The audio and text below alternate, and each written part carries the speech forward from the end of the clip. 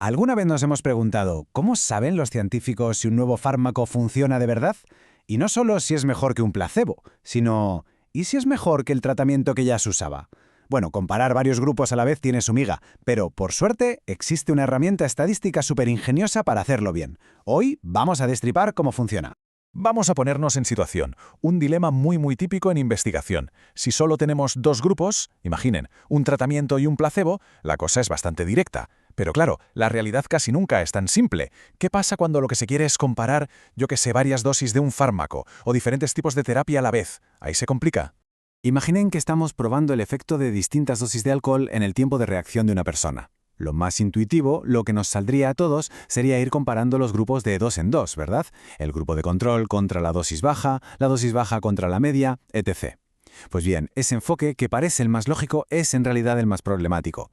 Y aquí es donde viene el lío. Cada vez que hacemos una de estas comparaciones, como una prueba T, siempre hay una pequeña probabilidad de cometer lo que se llama un error de tipo I, que para que nos entendamos es una falsa alarma. O sea que los datos nos dicen que hay una diferencia cuando en realidad no la hay. Y lo peor es que esta probabilidad de meter la pata se va acumulando con cada nuevo test que hacemos. El material original lo clava. No es solo que sea un aburrimiento hacer tantas pruebas, es que cada comparación es como tirar un dado. Si hacemos un test, tenemos una probabilidad pequeña de equivocarnos. Pero si hacemos 3, 5, 10, estamos tirando el dado una y otra vez. Al final, es muy probable que una de esas veces nos salga la falsa alarma, por pura y simple casualidad. Es una mala práctica, vamos. Entonces, ¿cuál es la solución? Pues aquí entra en juego una técnica muchísimo más elegante y potente, que se llama análisis de varianza, o como se le conoce por sus siglas en inglés, ANOVA. Para pillar la lógica de la ANOVA, vamos a usar una analogía visual muy sencilla. Imaginen que nuestro tratamiento experimental es algo tan simple como ponerles una camisa diferente a 3 grupos de chicos. Nada más. Vale, si nos fijamos en un solo grupo, el de las camisas rojas, por ejemplo, vemos que, no todos los chicos son clones. Son diferentes entre sí. Uno es más alto, otro tiene el pelo distinto. Siempre hay una variación natural, una variabilidad que existe de por sí.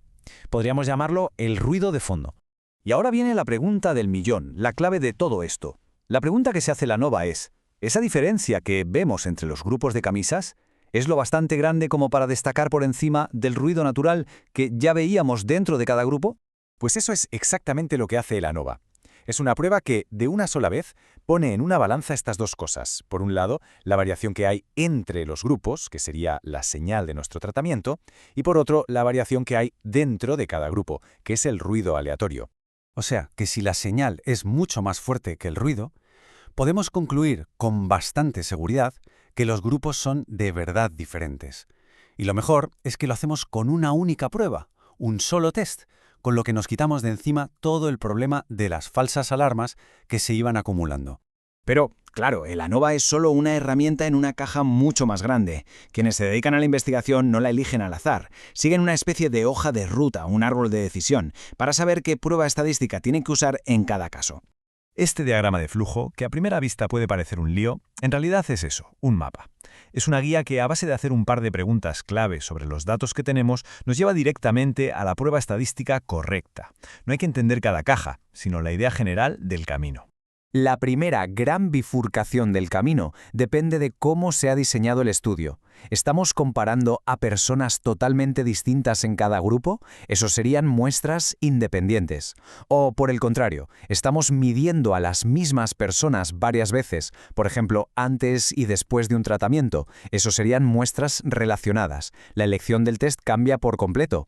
La siguiente pregunta es sobre los propios datos. Hay que ver si se portan bien, por así decirlo. Los test estadísticos más potentes tienen unas reglas del juego, unos supuestos que los datos tienen que cumplir para que el resultado sea de fiar. Y esta comprobación nos lleva a otra bifurcación clave en el camino.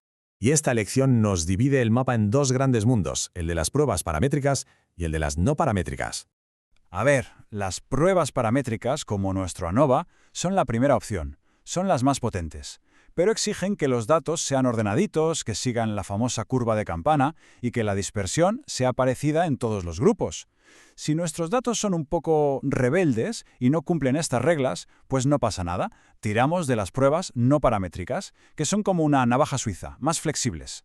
Y esta tabla es un resumen perfecto de todo esto. Organiza las opciones de forma muy clara. Nos dice, según el número de grupos que tengamos, si son independientes o no, y si cumplen los supuestos, qué prueba tenemos que usar. Fíjense cómo en la fila de más de 2 muestras independientes, si se cumplen los supuestos, la flecha nos lleva a ANOVA. Si no se cumplen, nos manda su alternativa no paramétrica, la prueba de Kruskal-Wallis. Muy bien, llegamos a este punto. Hemos elegido la ANOVA, lo hemos hecho y ¡premio! El resultado es estadísticamente significativo. ¿Hemos terminado? Pues no. Ni de lejos. El resultado de la ANOVA es solo el principio. Solo nos dice una parte de la historia. Vamos con un ejemplo práctico para que se entienda. Imaginemos un ensayo clínico con 3 grupos. Uno tomó un fármaco nuevo que llamaremos Joycepam, otro un tratamiento que ya existía y el tercero un placebo. Hacemos el ANOVA y ¡bingo! El resultado es significativo. Tenemos luz verde para seguir investigando.